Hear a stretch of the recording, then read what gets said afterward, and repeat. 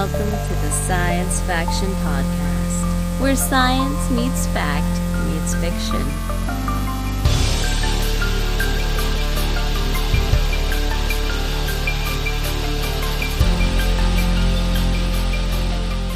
This is Science Faction for the week of June 8th, 2025. I'm one of your hosts, Stephen Dominguez, and with me today, two individuals in their own homes. What's up, everybody? I'm Benjamin Daniel Lawless. I'm Devon Kraft. And yeah, the rumors are true. We are not in the same place. And you can probably make out the sounds of our voices this time. Because yeah, we're not the muffled. audio quality. There's no rats wrestling in the background. Right. Yeah, you know, that's the perils of live recording in the same place. You either have hundreds of dollars of equipment for one little hour-long recording, or you just do what we did. So, sorry, Ben's brother, that it wasn't perfect. No, I endeavor to make it perfect for him. Yeah, and for only him. Everybody else, whatever. We know it didn't sound good, and sorry about that. But hey, we had fun because it's so rare that we get to come together and record like that. Yeah. Thanks, Devon. Thanks for making the trip. Sure. Yeah, and well, it was for work, even though it was for two work things. One of the work things got canceled. The main work thing I went for got canceled, and the other thing was basically nothing. Okay. It was something I did not need to be there for. And I wasn't planning on being there for it, other than I was going to be there already, so I went for it. But just as I expected, it ended up being continued because the other party is very bad at their job. Oh, throwing shade to the other party. I mean, it's just clearly they're bad at their they're clearly bad at their job. They didn't follow any of the judge's orders. They weren't prepared to. It was a trial. You're supposed to be prepared. And trials in workers' comp are not like trials you see on TV. There's no jury. It's just the parties and the judge. So it's not as fancy as it sounds. Make it sound fancy. Use fancy words. Yeah, it's not. But okay. Oh, guys, it is once again Science Faction time. Look, this podcast, we're chugging along. We're doing the good thing. We're fighting the good fight. And I want to talk about Captain America: Brave New World. Oh, okay, yeah. Because I watched it. I've seen this one too. Yay! Hey. Look at that. Dev, don't worry about watching it. You will not enjoy it. So look. I watched this while Windows were being installed in my house. So, I had to put the subtitles on because there was grinding and cutting happening. Okay, so overall, and this is a problem with the current Marvel movies, it was fine. And that's kind of that's where they're at right now. I think it was finer than some. It was, it was finer than some. So for me, the low point in Marvel movies was the Ant-Man series, because I think mostly because I could see the potential and it just didn't live up to it, and so it's fine. As far as an action comedy goes, because those are lean more towards comedy a little bit, and this was a action spy thriller, but it was just kind of fine. The real disappointment, I think, was that Harrison Ford was in it and not the actor who has played that character for years and years and years. And of course, it's because he passed away. Hurt, right? William Hurt. Yes, William Hurt. He's been playing Thaddeus Ross since The Incredible Hulk, way back before there was an MCU. And this movie wrapped up his story arc, that character story arc of falling away all of that character. They took this movie to be all right, William Hurt's been doing a great job all these years. Let's actually give him something to do in this movie, because usually he pops up and says some stuff and is kind of a B-list adversary, not really a villain. He just kind of gets in the way a little bit and then kind of disappears. And that's kind of every movie except for the first one. That's kind of what he does. And in this one, there's actually he had something to do. That character had things to do, and it was Harrison Ford, which, Harrison Ford, that's fine. It's just, that's not the character. He played him differently. I don't know. So yeah, I think, like, for me, this film was, I can see that take on it, but I also see it as being something where, like, some of the best parts of Falcon and the Winter Soldier, the series, the stuff that they didn't focus on enough for the series, I think, like, they actually started to, like, they continued those threads. The entire idea of, well, why would a black man be Captain America, like, in good conscience, and, like, the fact that they continued to explore that in this was really, really incredible. And I love that, like, that central thesis of Captain America now with Sam Wilson as Captain America is, like, that is so, it's so ripe. It's good, but if they had a backbone, they would do the Truth series. They would do Red, White, and Black. Like, show us Isaiah and what the U.S. government did to him before Captain America happened. Like, and show what us. Continuing to do to him in this film was not great. That as well. It was cool seeing the leader. He looked weird, but that's fine. He's they teased him way back in the Incredible Hulk film, and they've just had him in the back pocket ever since. And in this movie they they said why, and that's fine. You had Red Hulk show up. That was fine. The previews made it look like maybe it was going to be more than what it was, but it was just the third act big fight was all it was, and then it was over. And I was like, oh, that's it? Okay.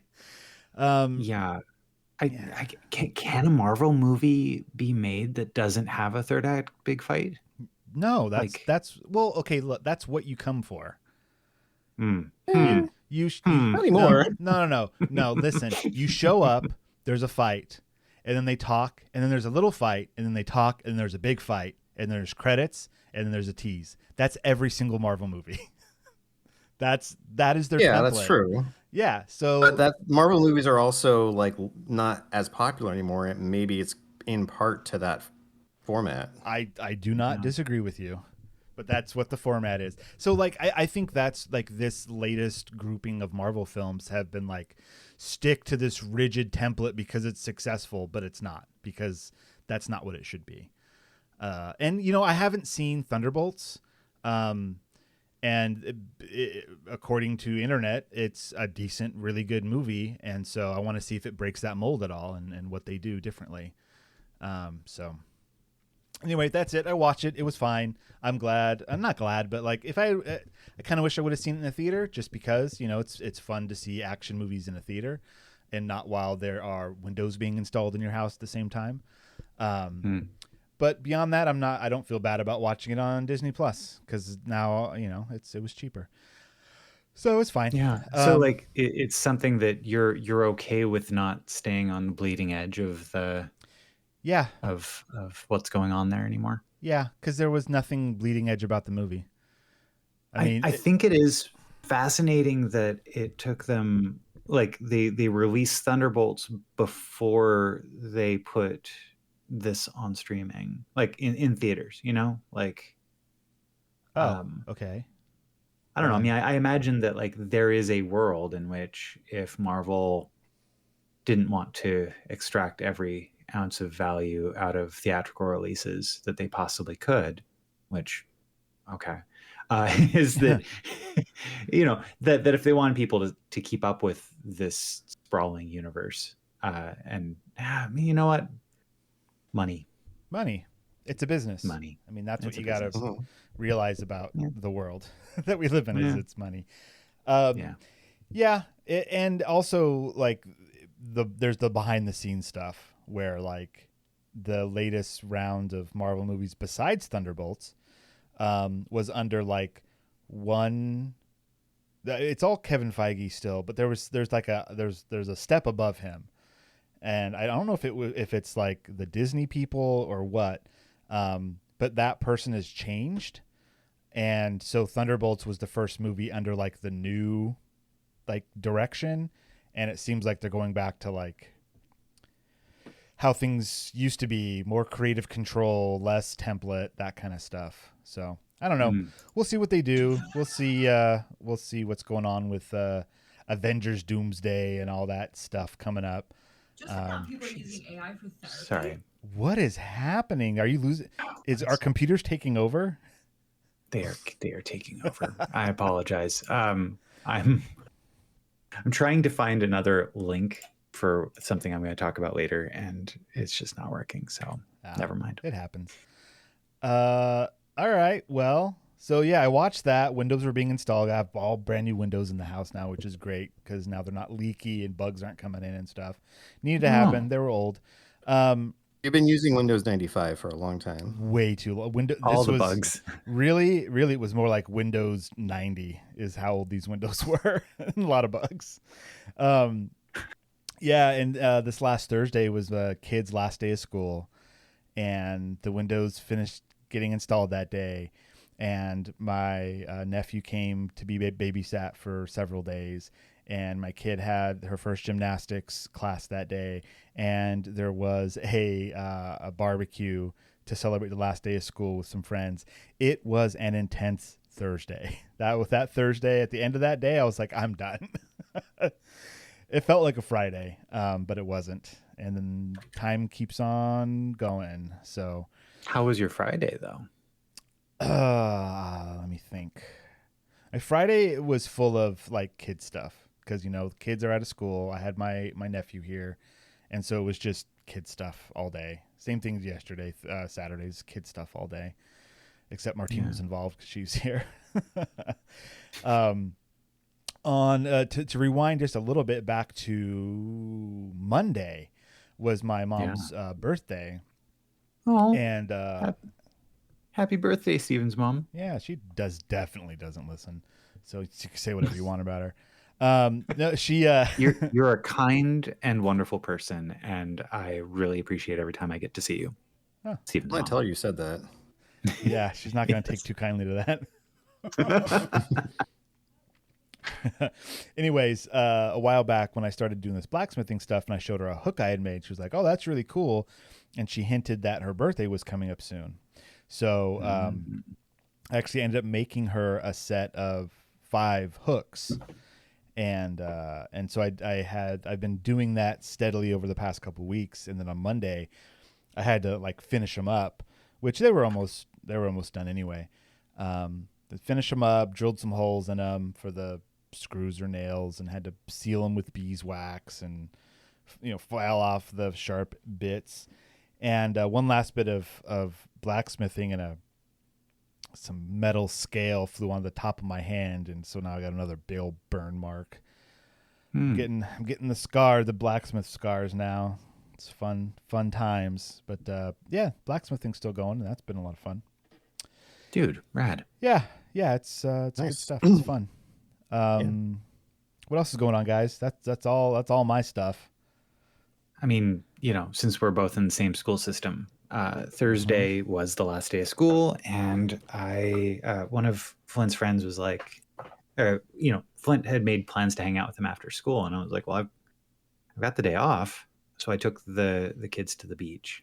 Oh, nice. I'll tell you that, number one, like the weather was perfect. We had perfect weather in our hometown, and then when we drove, 25 minutes out to the beach, it was the same weather. And I was like, oh, okay, this is nice. Yeah. Which is so rare around here, where like usually it's either overcast where we live and then super sunny at the beach, or vice versa. This was just like perfect, nice. Happy little early June day. And I'll tell you that, like, one thing, when I came across this interesting saying that recently, that's like the antidote to a lot of the ills of how you feel throughout the day is awe. So, right. And so, like, I felt that quite a bit when looking out over the ocean and seeing the waves come through. And if you can find it, look for it. Wait, that's backwards. If you can find it, look for it. Oh man, dude, there is not enough coffee. That's why I'm drinking Mountain Dew Zero Sugar, established 1948. 0 calories, lots of caffeine. That's why I try to take naps, because there's not enough coffee. Oh man. Yes. Yeah. No, like it's amazing how life and everything has been changing almost on a pivot point. But there's one thing that doesn't change, which is the capacity for new music to make you feel like you're in your early 20s again. And that is a segue into the fact that Yellowcard is coming out with a new album in October, and they just released 2 singles from it.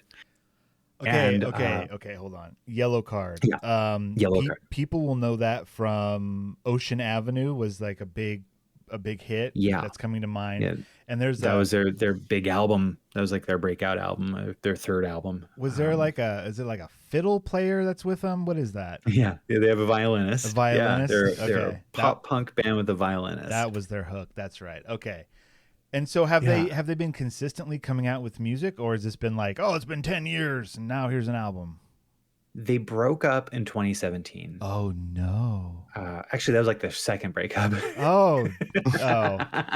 That's just one of those trauma and abuse. Right. Yeah. But like 2017 was like they did like an actual farewell tour, Oh, okay. And then so they're liars too. Which I saw them. I saw them at the farewell tour because farewell. Yeah. But they and then I think I want to say 2 years ago they came out with an EP that was pretty decent. And then this time what was interesting is that like I saw some so I found out about it because there's a new music video called Better Days, and the music video is awesome, but like in the credits for the music video it listed Travis Barker on drums. Travis Barker from Blink-182. Yeah. And I was like, that's interesting. And like the drums did sound quite a bit different than what they'd done before. And I found an interview with them. And okay, number one, Better Days is a banger. Like it's just incredible, the song. And I'm really excited about the album coming out in October. So besides Travis Barker, I mean, he's a drummer. Is the rest of the band the same, or is it like different members and stuff?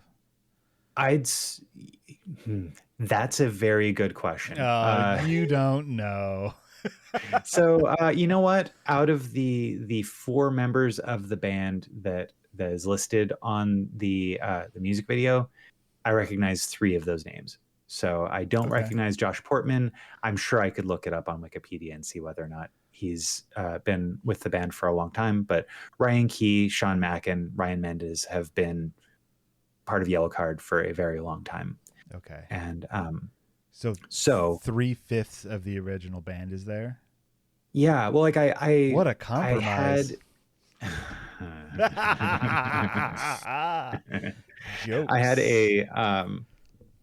I saw like an interview with Ryan Key and Sean Macken where they were talking about it, and they're like, hey, we've been touring, and our touring drummer, we don't have a contract with them to record like a new music with them. Oh, okay. The contract is only for them to play on tour with us. So when I guess basically Travis Barker invited them to come out to his studio and record with him, and that's kind of the genesis of this album. I can't imagine Travis Barker like looking at him. I don't know much about the guy, but I just kind of always assumed he lived under a bridge somewhere with like a bunch of drum kits, and he just emerges to play. I mean, he has enough money that he can do what he wants. I'm not sure which bridge he lives over or under, but it's a really nice bridge. It's the best bridge. Right. Yeah. So, I mean, like Blink made it, but it was interesting too is that they were talking about how they really wanted to have the feeling of Ocean Avenue again. But how do you write that when you're 43 and not 23? Yeah. And the answer is you get Travis Barker to play on drums. and that it just like that feeling, when you're playing with a founding member of Blink-182, like you get into that headspace, that mindset, pretty easily. Yeah, I get that. Yeah, right on. And so I very much recommend y'all watch the music video for Better Days. If it's your jam, there's more to come. If it isn't, well, hey, there are other things in the world. There's so much in this world. I mean, you could just get some rocks and throw them at cars. All right, well, sure. Or you could pick it up, and then throw it. What is you've got a thing with throwing today? Well, yeah, because the LA community has come together to throw rocks at ICE vehicles as they're driving away in fear, and I'm here for it, and I'm rooting for them. Wow. Oh yeah, it's a big LA's going no. Collectively, they're saying no to ICE, and it's been fantastic to watch. But we're not talking about that. Yeah. Well, now Trump has nationalized the National Guard to go in and, of course, do whatever. Yeah, we got a whole Gorman situation going on here. We've talked about that in the pre-pod. That this is Andor. Spoilers for Andor season 2 is happening in LA right now. Cool. Is there are they building a Death Star, you guys? Like, I know Star Wars is not real, but like, what's the big thing that's being hidden from us that this is distracting from? I mean, I think what people have said that this is being used to distract us from Trump and Elon breaking up. Yeah, that's a mess. Get our attention away from that. Or is that just? I mean, like, all of it is just distraction. It's not. No, of the dismantling of a bunch of things that we have collectively enjoyed as being part of a modern society that the big beautiful is changing. Bill. Yeah. All right, let's get back to the fun podcast. Yay! Let's get to our next segment called Future or Now. Now.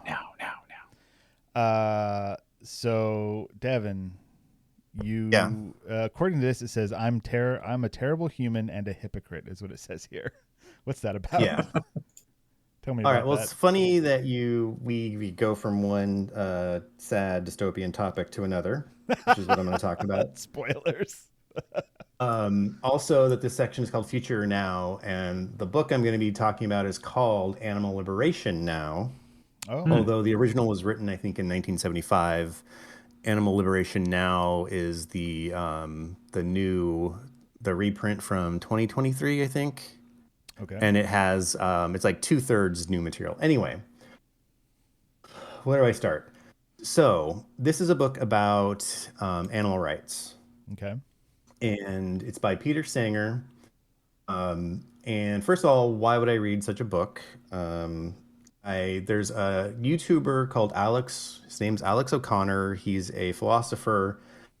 I watch a lot of his videos. I agree with him pretty much all the time.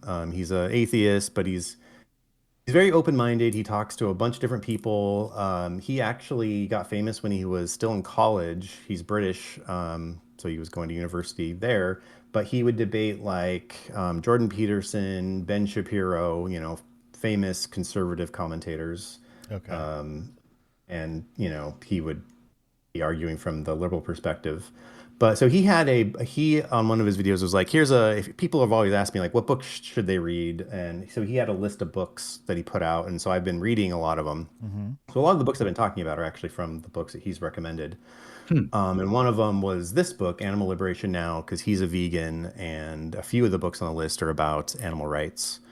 So the original book, Animal Liberation, is kind of the founding animal rights book from the 70s that kind of sparked the animal rights movement in the United States. Not that it didn't exist in some form before that, but this was kind of what like made it more popular. So, and he said, Alex O'Connor's like, everyone he's recommended this book to has turned into a vegan. And I'm like, well, I've always actually kind of felt like being a vegan made sense from an ethical perspective, but I just don't have the willpower to do it. And so I'm like, if I read a book like this, will that finally get me to become a vegan? And it hasn't, clearly, if you know me. I wish I could be. I'm still in the same position of like, now more than ever, I'm like, yeah, it's wrong to eat meats, and it's certainly wrong in the way we do it with factory farming, which is just terrible, and we can get into some of the details of that. But unfortunately, that's why I titled it "I'm a Terrible Human Being and a Hypocrite." I got the "I'm a Terrible Human Being" from what we talked about, I think, in the pre-pod about Bye Felicia. Was that in the pre-pod or on the podcast? No, that was a pre-pod. That was pre-pod. That's for pre-pod. That's for the patrons only. Yeah, so I was a terrible human being for that already, and then I'm also a hypocrite for after reading this book. So it's a whole, there's a lot of aspects to it. So I'm gonna try to cover it as briefly as I can. I did take notes when I read it, and I read it a few months ago. I was planning on talking about it then, but I just never did. So the first part of it is, the more philosophical aspect of whether animals should be treated equally, or at least treated as if they should have some rights. Maybe not equal to humans, but should have some rights, and where would those rights come from? And it kind of comes down to the ability to suffer. And so that gets into kind of the questions about consciousness. Do animals have consciousness? And thus, do they have the first person perspective or the ability to have any kind of feelings? And the only way we can tell that is by doing experiments or by observing animals in situations where it appears that they feel pain. And it's not hard to imagine, if you hurt an animal, they do obviously appear to have pain. But the testing can get a bit more specific. Like if there's a situation where an animal would feel pain and you gave them pain medications, does that pain medication then relieve their pain? And it appears that it does. And they've even gone down to they go to like fish. Like, fish are kind of like, there's pescatarians, people like, I don't eat meat, but fish, fish are so simplistic that there's no way that I can think that they really feel pain, or it's so minimal it doesn't matter. They've done experiments where they've had fish in like a tank, and they've had part of the tank have like electrical shocks, and all the fish go away from the shocks. They can feel what's happening and try to avoid it. So avoidance behavior is clearly an indication that they can experience pain. So then there's that. So why should we care? Because they can experience pain, and it appears that they do. We can never know for sure. We can never know for sure that anybody experiences anything, other than you can only know that what you experience. But we can use objective empirical data to try to determine that. So there's that. And then he goes into this is where, so he goes over the history of how people have used animals for testing. And it's pretty close to the beginning of the book. And he talks about in the 60s how there was a particular scientist who did experiments on monkeys. And it gets pretty horrific. Like, I was listening to this in the car on my way to get groceries. And I was like walking into the grocery store being like, almost like with my eyes watering a bit. Cause I'm like, holy crap, I can't believe you would do this. And it's like to baby monkeys. And so I don't want to get into the specifics because, like I said, it's pretty disturbing. But it's interesting. It does prove a point, because in another book I read recently, Sapiens and Homo Deus, which I talked to you guys about, by the author, and he's actually, I have it here, Yuval Noah Harari, who actually did the introduction for the 2023 version of this book. And so this author actually brings up some of the same points and talks about some of the same experiments, because in his books, he's talking about how humans have affected the planet and how we affect our environment and what terrible things we've done to other animals and other, things in our environment. And so he actually talks about some of the same experiments, but not in so much detail.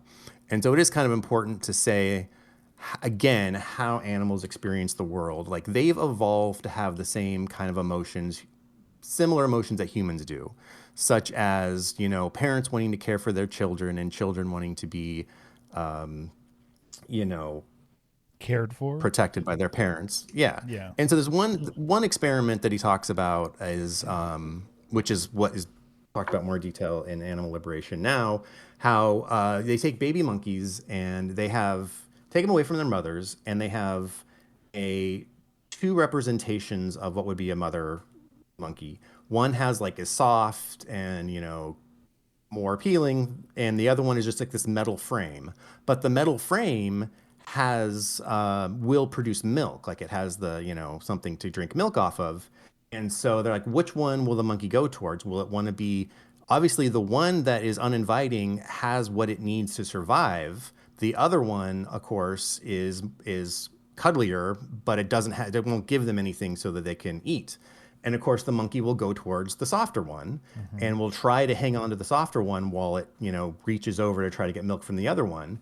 And what they did was they increased the so they made it so that the softer one would like have like jets of air shooting out to try to make it so the monkey wouldn't want to be Why by are that they one. doing this? What is this supposed to prove? Yeah, so that's the other thing. They go through. So basically, it turns out, of course, a baby monkey wants to be with a parent that seems to be more inviting, more, you know, cuddly and fluffy, even if that thing is trying to repel it, and even if the other thing that isn't inviting has what it needs to live.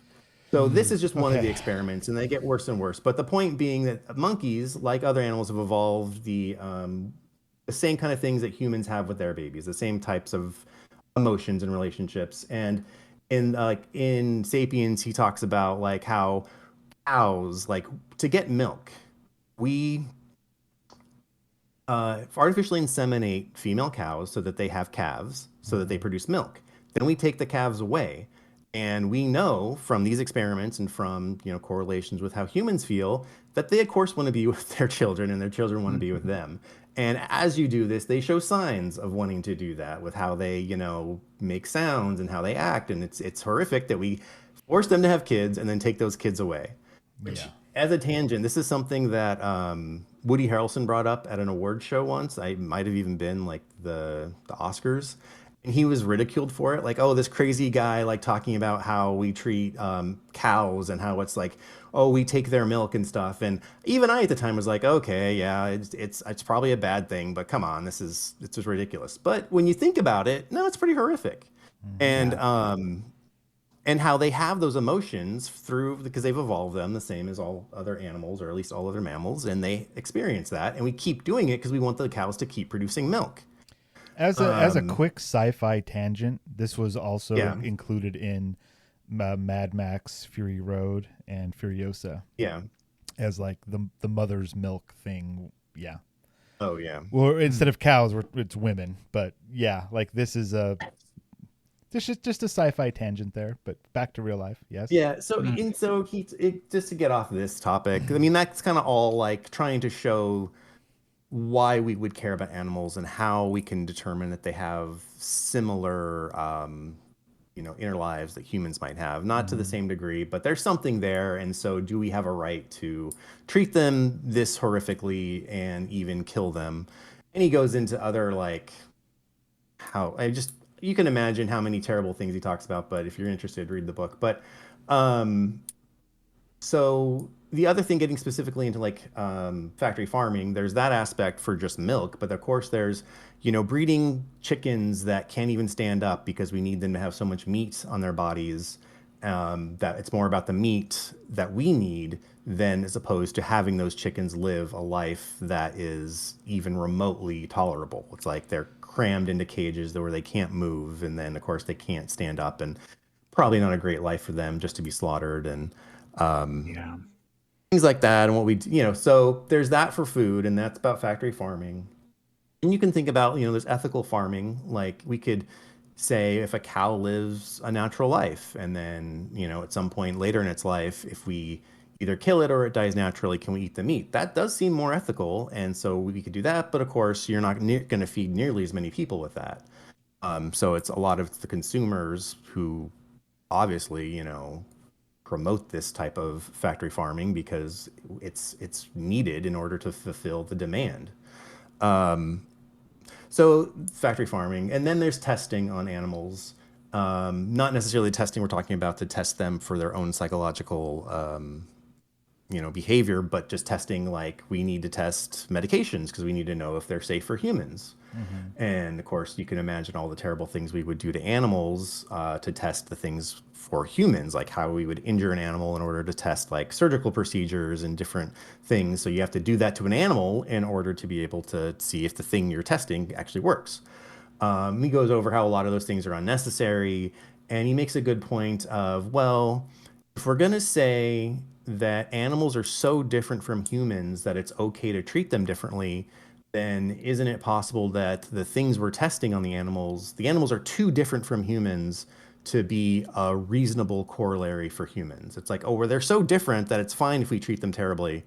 But they're so much like humans that we can test these things on them, and then those things should also work for humans. So which is it? Yeah. Are they a lot like humans, and so we should treat them like humans, or at least somewhat like humans, or are they so different that the things we're doing to them might not transfer to humans? And then he talks about more getting back more in the philosophical arguments of people saying like, well, animals are too different from humans and for us to worry about them in this way. And then arguing like, okay, well then let's do the thought experiment of how dumb, how dumb, because they say dumb animals, how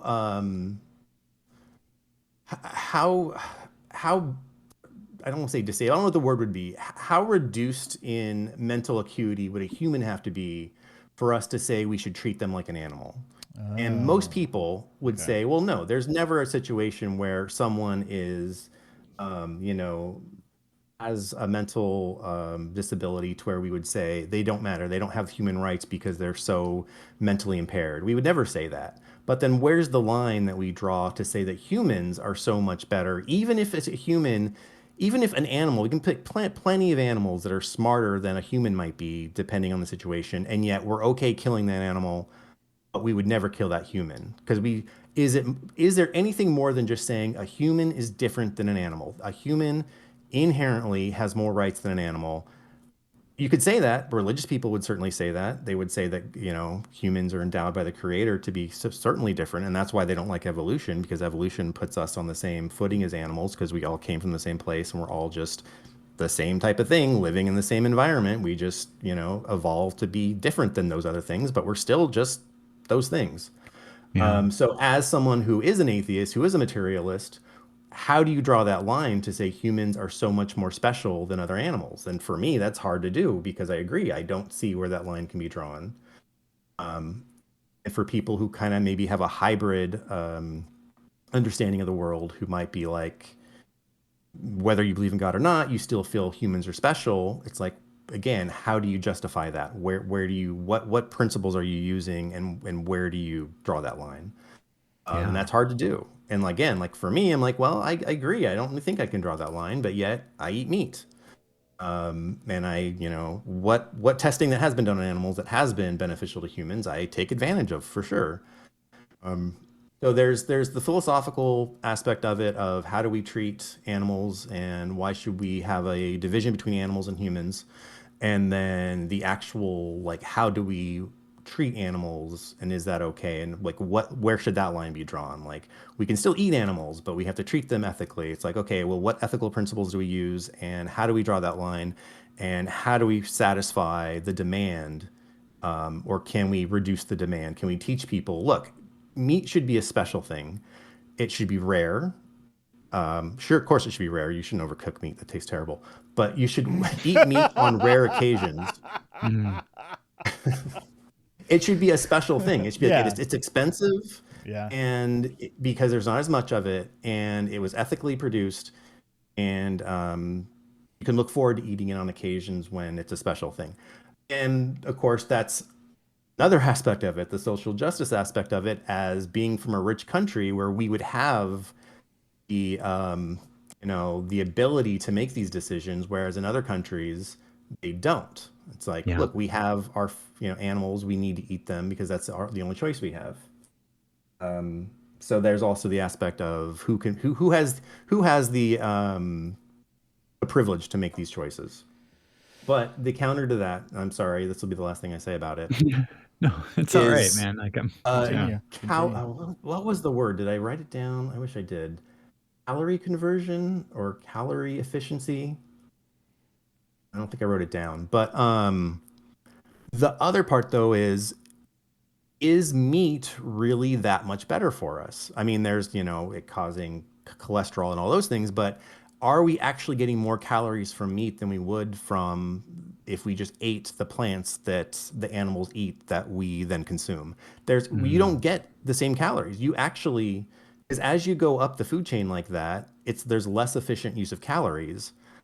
So if you actually just produce plants or if we were all vegans, you actually could produce more calories and get more calories to humans more efficiently than going through the process of having animals eat those plants, converting those calories into meat, and then that meat going into a human. You actually are losing calories in that process. Right. Like there's something where it's like for every hamburger you eat, that was so many gallons of water and so many pounds of feed or grass or whatever is what's been eliminated so that you can have your one hamburger. Yeah, exactly. Yeah. And then there's the shipping it and all the other things that go into producing it that of course produce CO2, which contributes to global warming and climate change. So the whole thing is really a net negative for us personally, ethically, and for the environment. Yeah. So I've always been like and forgive me, I'm kind of challenging a particular assumption right now that there was a real reason nutritionally why it's very difficult to be vegan. What is that? If I think it's the protein. Okay. I think getting enough protein, and I think you can get that protein from other sources, but I think you're right in that, like, if the whole world was vegan, we would have to figure out a way to make sure everybody got the right variety of nutrients, including protein, to make up for that loss. So you're right. I don't know enough about that to speak on it intelligently, but yeah, that is a good point. And I don't know the answer to that. But I mean, like, I think that what you were saying, like, cause oftentimes when I'm planning out the week's meals, I'm like, okay, well, I want to make sure that I hit meat, carbs and veggies in every meal as much as possible. And it's like, well, hey, that's not necessary, In every meal? Wow. More or less. I mean, okay. Yeah. Well, again, that's not necessary. That is a challenge I get to, I get or an assumption I get to challenge. Yeah. That like, or at least that's a good day, question. Right? And I actually would want to look that up because you're right. Not only you as an individual wanting to eat a healthy diet, if that was a vegan diet, but also if ideally everybody was a vegan, how would you satisfy that need? And that would be something you'd have to solve if it's in fact a problem, which it could be for sure.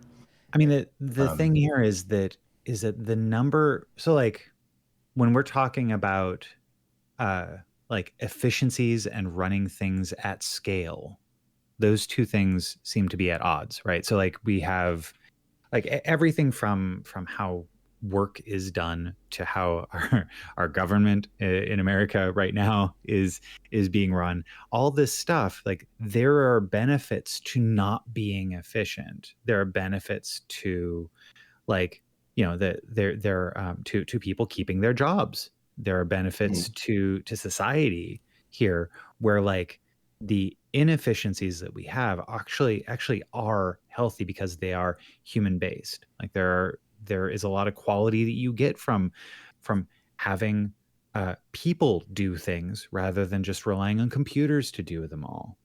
And that's absolutely. And so it would be a huge societal change. It's not something you could do overnight. You'd have to plan for it. Right. The counter to that would be like it's extreme, to put it in these terms, but Sure. if you believe that animals should have same rights or similar to the same rights as humans, so what if it would affect humans? If the Mhm. Holocaust is going on, you don't say we can't stop killing people because it's going to put people out of their jobs. Right. It's, if you Yeah. believe it in those extreme terms. But you're right. Yeah. No, it would be a huge societal change, and then those people would have issues. And Well, when it I guess comes to what the I'm people working, yeah, yeah, I guess what I'm getting at here is that, like, for example, I'm kind of taking the opposite stance. The idea here is that when you were talking about milk production, right, and the fact that mhm, like there is probably a large portion of the population that does not require milk, like cow's milk, from a at the age that they're still drinking it, but are still drinking it, and so that requires it to be made at a scale that is unsustainable and is creating these problems. mhm. Because the Okay. demand is there, but the demand has no like basis for it nutritionally, nor Look, there were commercials that said "got milk," and then we got the milk. What else do you need? yeah, right. And so yeah, marketing, right? This is a marketing challenge as well. Money, money, money, money, Yeah, money, money. if we can find a way where we can market doing the right thing, uh, I mean, then it comes that down could to help. ethics, right? How do we Mhm. ethically have food? I- And in in a yeah, world where we can't really agree on what human rights is, um, yeah. How can do we we deal with the start animals if we with can't figure animal out rights? humans? Yeah, but like, can we go backwards? Can we find a way to find out what human rights are by like starting with animal rights? And if we can have a little bit of sympathy and empathy for these creatures that we're right now considering to be subservient, and then perhaps we can unlock a new way I mean, this is me speaking from a viewpoint of reading Becky Chambers' work. That's what's beautiful about Becky Chambers' work is that she considers these things. Yeah. Well, this wasn't. Well, it's a couple things. I know we're going too long, but Hmm. an interesting thing was finding people to work in slaughterhouses. He said, like, people who run slaughterhouses are like, you don't really have to apply for the job, just show up because we lose, like, there's so much turnover from people being disgusted by what's going on in here that just show up and you'll get a job because we need people willing to do these jobs. Um, and then a different aspect of it is how the public views animal treatment or treatment of animals, where, actually it was in a video by Alex O'Connor again, but he was talking about, I don't remember what exactly was, but there was a video online of somebody abusing an animal in some way. I don't know if it was a dog or maybe even it was just like a cow or something. And all the comments were like, "This is terrible. That person should be, put in jail. And how would you like it if someone did that to you?" And then, of course, the obvious reply is like, "Okay, so everyone's saying this is a vegan? Like, you guys don't eat meat? You don't eat, Mhm. or at least you don't eat from factory farms where literally millions, if not billions, of animals are treated like this or way worse Yeah. constantly?" Like, good, you have ethics to say that animal shouldn't be abused, but yet you eat meat from animals that have been abused and worked. I mean, again, the numbers are staggering. It's not, it's Yeah. I mean, so, walk into any grocery store in America, and there are animal parts in there, like they came from living, breathing things. Yeah, yeah. Well, in the whole vegan thing, I'm like, okay, what if I tried not to eat meat? Oh man, I can't. But vegan is like no milk, no butter. Everything I eat has milk and butter in it. Mm. Like that's yeah. like I think I could, if I really wanted to and really tried, I could probably not eat meat itself. But to go full vegan, I'm like, I can't do it. Like, Well, I mean, which is there's terrible. Like, I hate myself for that. It's like veganism I completely seems agree with the ethics of it. a bit Yeah. extreme to me. Like getting milk from cows or goats, or there's so many sources of milk that we could get to turn into cheeses and other things that can be done ethically. It can be. And so if we turn to a society to do that, then I think that would be fine. And even like chicken eggs, that's a great source of protein that doesn't hurt the chicken at all. And if the chickens are treated correctly, well, first of all, you get more eggs, but like that can also be done ethically. There's an ethical way to do these things. Like just the problem is we all have to have a little farm on our land, and not everyone can do that because we have big cities. Yeah. So yeah, that's the issue. Because I've lived with vegetarians. They do fine with eating vegetarian things and are healthy. Yeah. Yes. I'm just looking at my notes. There's so much more stuff. No, we need to move on. I know. I'm just like, I was mostly going off the top of my head, but I should have looked at my notes because there's so many different things. But yeah, I could talk about this probably for hours. Anyway. All right. Well, we are going to move on because this is a long podcast, and so now we don't have time for other things, and that's okay. We are going to take ourselves a little break, save some of this stuff for next week. And when we come back, we are doing our book club where we have been reading A Psalm for the Wild Built by Becky Chambers, and we will talk about the chapter discrepancies when we come back. So we'll be right back. Hey, you. Yeah, you sitting there listening to this for free, like some kind of podcast freeloader. Look, I'm not saying you owe us, but if you enjoy our deep dives into AI, space, and comic book mayhem, maybe toss a coin to your podcasters.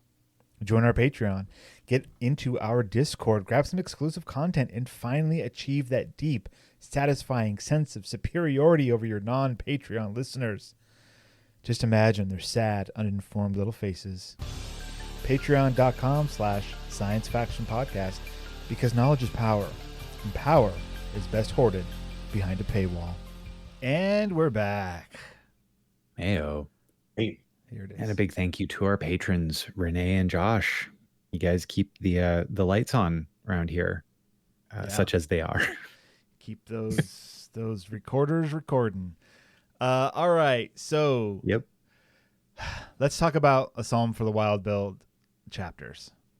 So we're getting we had a big discussion pre-pod about this because the chapter listings on Audible are different from the digital book, which is different from the physical book. Right. And so this time, none of the three of us are reading the physical book, right? So we can just throw that out the window, and then I'll catch it from Stephen's place, and I'll hold on to that book. You hold on to it forever because I love this book. It's really good. So next week we are reading book chapters 2 and 3, which I think would be the same if you had the physical book. But those are Audible chapters 4 and 5. For some reason, Audible has like their little like intro, like this is Audible, like that's chapter 1, but it's not. Oh. And so that wasn't in my version. Yeah. So this week, A Psalm for the Wild Built by Becky Chambers, chapters 1 through 3, or dedication and chapter 1. Yeah, a change in vocation. Right, because the chapter 1 has a name, a change in vocation. Each chapter has a name in my version. Yeah. Every time you say in my version, it seems like you're like it's better or something. That is what I am implying, Stephen. You are not wrong. You son of a gun. Oh boy. Yes. Also last week we watched the Rick and Morty. We didn't really talk about that, did we? Yeah. The new season of Rick and Morty. It's so hard to watch that show. Why is it hard? Well, when you're not sailing the high seas, it's hard. Okay, gotcha. Yeah. Yes, understood. Or have cable. Yeah, anyways. So A Psalm for the Wild Built, Becky Chambers, the dedication and chapter 1, which is called Ben. A change in vocation. A change in vocation. But I think that let's just start off with the dedication because I think this is really important. It says for anybody who could use a break. Oh, don't we? Right. And that's that, like, hey, y'all, things are rough out there. Maybe you could use a break.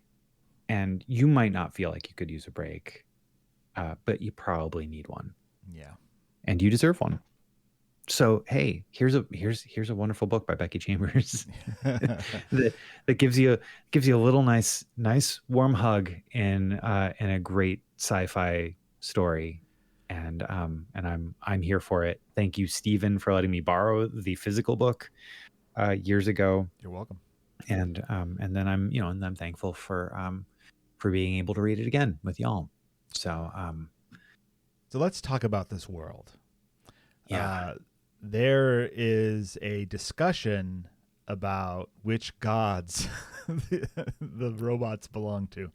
That's getting a little ahead of ourselves. So, first of all, this is not Earth, or I don't think this is Earth, because they talk about a couple of moons or something. I think this is like a moon of something. It's a moon of another planet. Yeah. So this is not Earth. So the moon is called Panga, and I can't recall the name of the world that they're orbiting. Yeah, I don't know either. But this moon, this Panga, has one big continent, and it is now divided in two, with one half being left to nature and the other half being colonized by humans at some point in their past. Also, at some point in their past, the robots said, hey, we're sentient now, and we don't want to do this anymore. And the people said, you can become part of our society if you want. And the robot said, no thanks. We're going to go live in nature. And they took off. And they haven't been seen since. And the humans, in remarkably unhuman-like fashion, based on the history of humanity, our planet, basically said, well, hey, we respect that. You guys are sentient. That's cool. And so, like, good luck. Like, and we'll figure it out. That's the biggest piece of science fiction in this entire book, is that humans were like, that's fine. I mean, really, what divides, or not divides, but what is different about this book and a lot of science fiction books that deal with humanity and robots and things like that, there is no war. There is no and then we fought until wait. No. There's no. It's not gonna. I thought this was building up to like a war. Nope. Sorry. I'm kidding. No wars. No wars here. Sorry to disappoint. Yeah. No, I mean, really, that's so different for a sci-fi book. I was waiting for Skynet to come up. I mean, the robots looked at what they were doing in the kind of their version of the Industrial Revolution, and they said, why are we helping the humans make this moon uninhabitable for humans? Like, that doesn't make sense, and we're going to stop.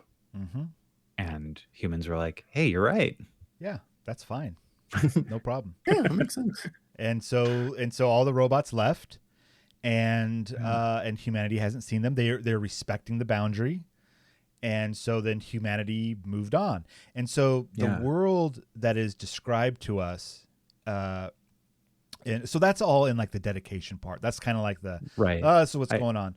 I do think it's interesting. Like they actually have a quote from the robot's chosen speaker, which is Floor AB number 921, in declining the invitation to join human society as free citizens. All we have ever known is a life of human design, from our bodies to our work to the buildings we are housed in.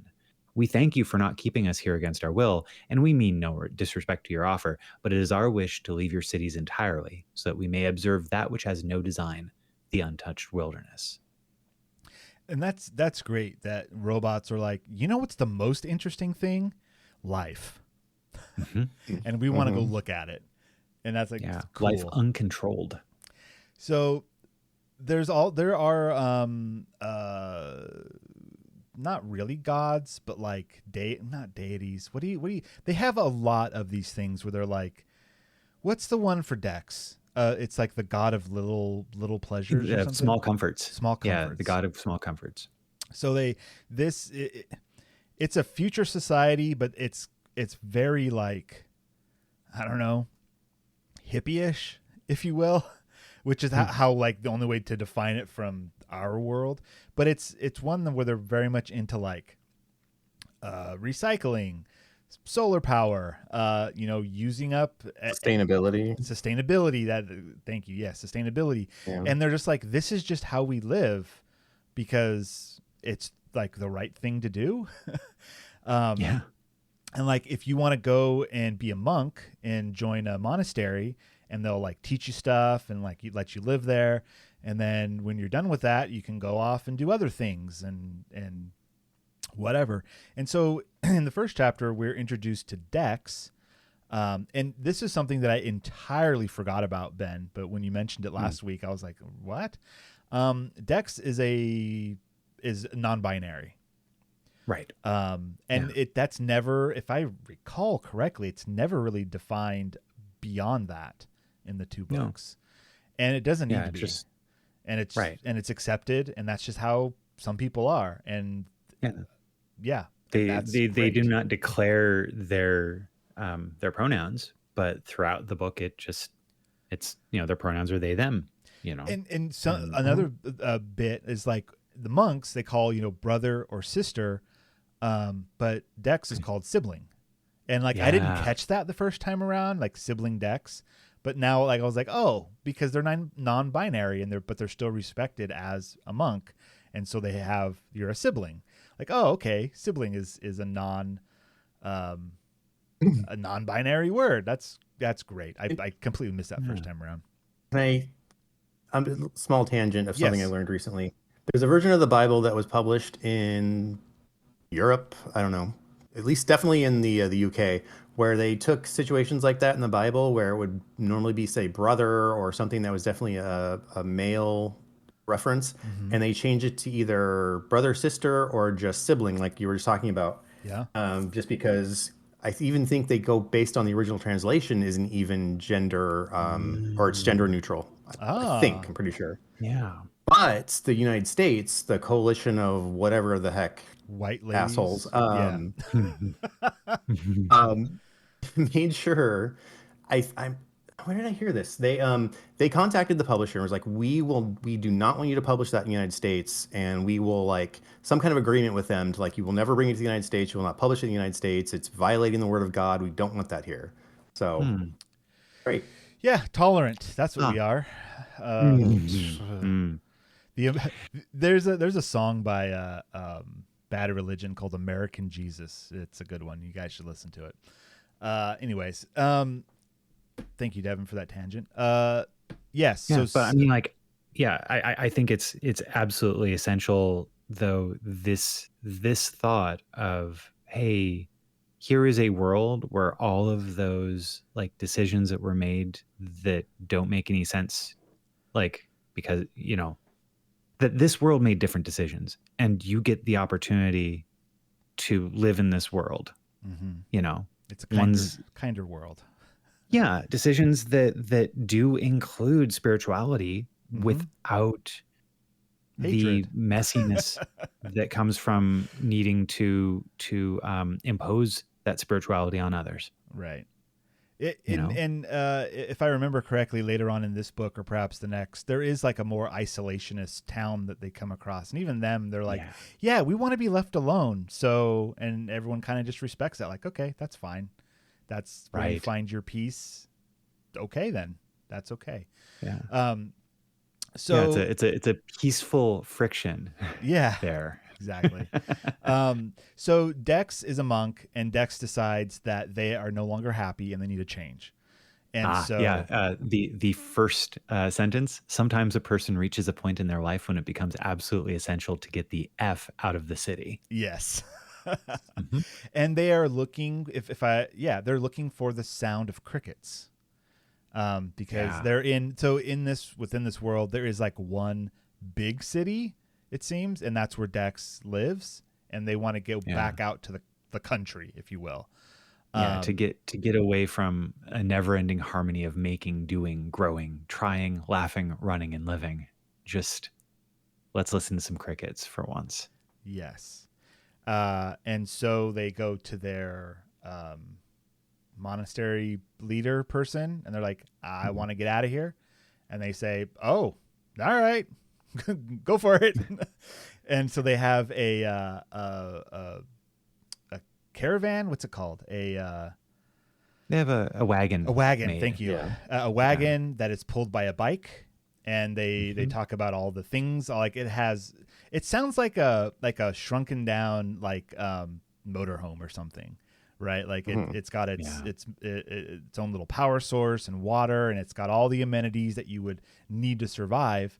And they want to do tea service, which we quickly learn in this first chapter is them going to a place, setting up, and saying, "Hey, let's talk and have some tea," because sometimes people need to talk and have tea. Doesn't quite go as planned. Well, the first person comes up and says, and interacts in a way that they think is appropriate for a tea, for a tea monk, which is just spilling out, "Hey, my cat died yesterday, and I'm completely and utterly a wreck." And Dex is not prepared for this in many ways. My relationship with my boyfriend is based on love of this cat. It's the only thing keeping us together. Oh, rough. Yeah. I mean, I think we also have to mention that the monastery was like, "Would you like some training?" And Dex was like, "Nah, I got this. Don't worry about it. I'll figure it out." And so, how hard Dex, could it be? how hard could it be? And so Dex is sitting there and has waited for hours for anybody to come by, and this is the first person who has. And turns out that they don't know what they're doing. They actually didn't, they set out a table but didn't set out any chairs. Yeah. They didn't have the type of tea that the woman had asked for. Well, because she was allergic to one of the ingredients, and then all the teas that Dex had that one ingredient in it, except for the one that was like coffee or sea berry, except the one that had caffeine in it, and they're like, "Oh, okay."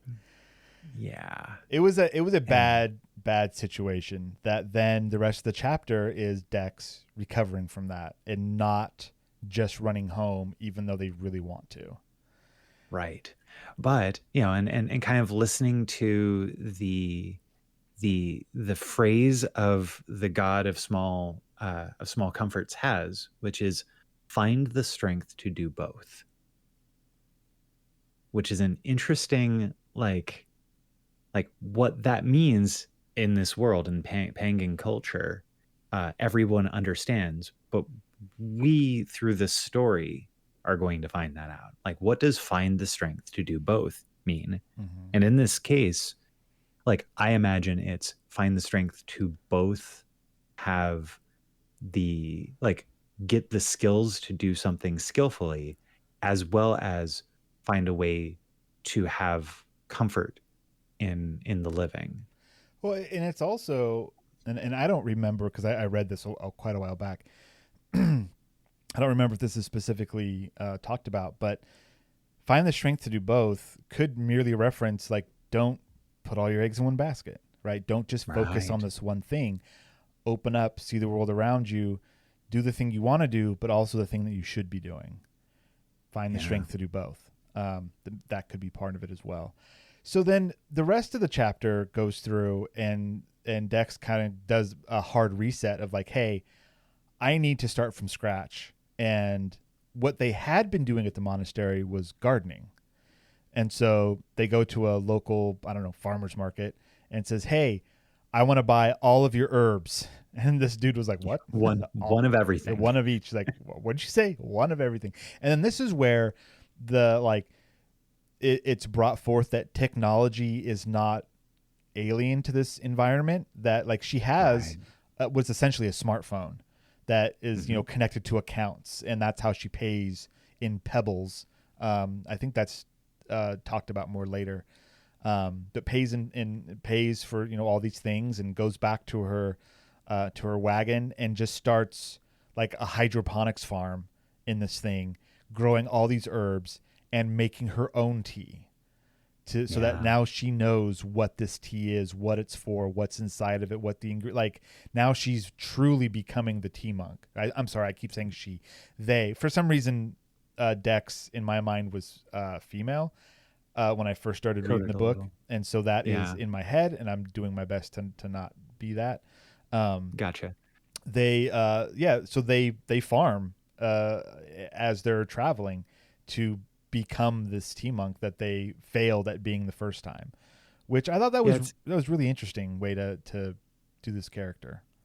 And every little bit where you get like a little insight into how technology interacts with the rest of it. Like, for example, they show up to get one of each of the herbs, and like on the counter, there's a small placard that reads "My favorite reference guide," followed by a library stamp, which I'm assuming is some kind of QR code. And Dex scans the stamp with their computer and then downloads the book in question. Yeah. And which is just like, that's really cool. So like, my favorite reference guides being like a document that the herbalist had made that now is being shared as a way of like giving more information on how to use the things that they're going to pick up from this shop. It's freely shared knowledge. Right. It's like, oh, that's kind of like what we were promised with the internet. Yeah, well, I mean, it's still out there, Stephen. You just have to get around the paywalls. It's not the part of the internet that feeds your dopamine addiction. True.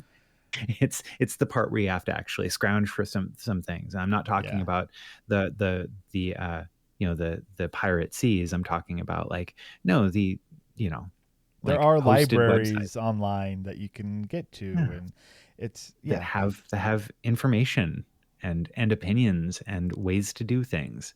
Oh yeah, written in words and not in 3-second, video clips. Trying to become viral. I saw something recently that was like, oh, I want to. It was like a kid saying like, I want to do a video so that I can go viral, and I'm like, that does nothing for you. Like let's say okay, now what? Going viral. Anyways, you got to keep going viral if you want to like be successful. If you're trying to like make money off of it, you've got to keep producing content. Yeah. Doesn't that like refer to a system in which one organism like depletes the resources of the organism that they are infecting? Yeah, like, social media. Virus does. Yeah. Yeah. Okay, so let's get back to the book because we're running out of time. It's all the same thing, Stephen. I know. Is that where do we leave off this chapter? Was it? So yeah. That's so about what, it. Like because I would thought I might have missed something because when we were talking about different chapters and Audible and stuff, I'm like, if I'm wrong, they haven't met a robot yet, right? Where we're at. Correct. Yeah, they have not. Because I kept thinking, I'm like, did I not read enough, or did I miss something? There's no robot yet. They haven't gotten there. Yeah. It basically ends before a time jump, and the what ends up happening right at the end is just like, hey, the lower deck, because this Dex's caravan that they have, it has two stories. So the bottom story is where the kitchen is and everything, and they've turned that into a hydroponics bay that's just like overrunning with all of these different tea plants. Right. And upstairs is where they sleep. The upper deck is this serene place where they're not using it for storage. They're what they call it, sacred ground, where their bed is. And every night, Dex let their god hear a sigh of thanks as they climbed the ladder and collapsed into the embracing bed. They rarely used the lights up there, preferring instead to slide open the rooftop shade. They fell asleep in starlight, breathing in the muddled snap of 100 spices, listening to the gurgle of water pumps feeding happy roots in little pots. They never truly felt like they had a handle on what they were doing. They kept doing it all the same. Yep. This book has such a unique vibe to it. And the story is propelled just like any other good story that I've written, but not with action, not with traditional action, but action nonetheless. Yeah. And like you said, I think the beginning of the next chapter is like Dex did this for 6 months, or like there is like a time jump. After 2 years is how the next. After 2 years, begins. yeah.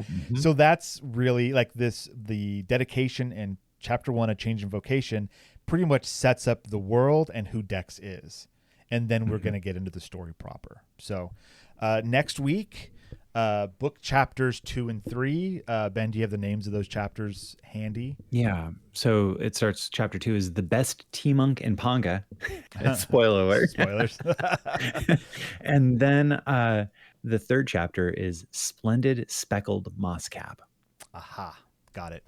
So yeah, those 2 chapters will really get us going with the story and what's going on. So, what did you guys? I mean, Ben, you and I, we love this book. Devon, this is your first time reading this. What do you think of this book with what little of it you've read? I mean, there's not much to base it on. I like the setting, the way the world is built. I'm interested to see what happens. So yeah, I like it. There's not a lot to really discuss so far. I'm assuming once they meet the robot, there's more of like a dialogue about, different things that should be interesting. Definitely. Oh yeah. Yeah. Yeah. that is definitely. So yeah, I feel like this is all kind of like the introduction, world building. Cool. Awesome. Like all it. right. So next week, more Monk and Robot, or the Psalm for the Wild Built. The second book is called A Prayer for the Crown Shy, and when you look it up online, they just call it, book 2 in the Monk and Robot series. I have no idea if she's going to write more. And these are shorter books, so I hope more, because I would like more. Are there just 2 in the series So far. so far? Yes. Yeah. Okay. Yeah. They and these are definitely shorter than anything in the Wayfarer series. It's like 150 pages or something. It's a little bit longer than the novella we read of Becky Chambers recently, which is escaping my. But to be taught if fortunate. If fortunate, that's right. If fortunate, yeah. Yeah. And so it's a little bit longer than that, but not by much. This book and the next one. Excellent. And, yeah. All right. I'm stoked to read it again, because boy. Yeah.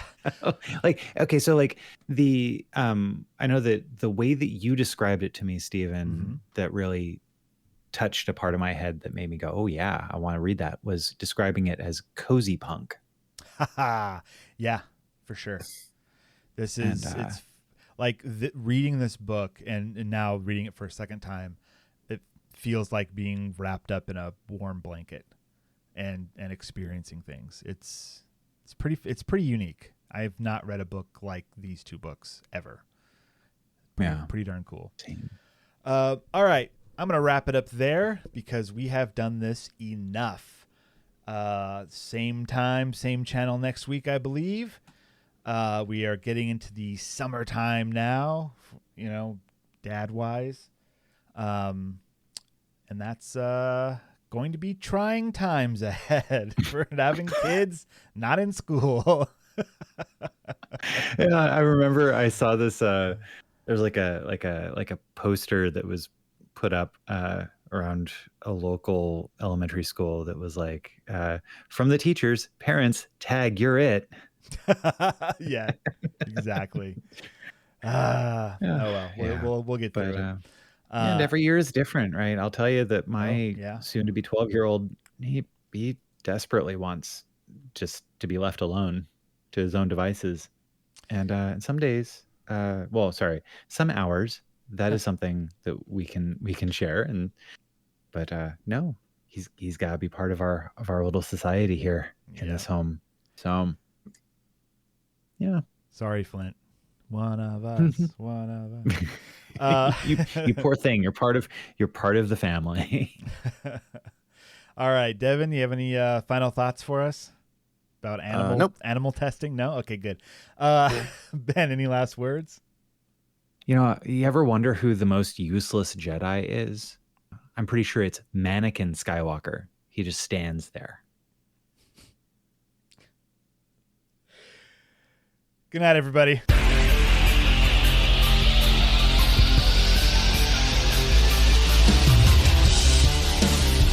This has been the Science Faction Podcast. Tweet to the host at SciFact Podcast. Email them at sciencefactionpodcast@gmail.com and visit sciencefactionpodcast.com for more episodes.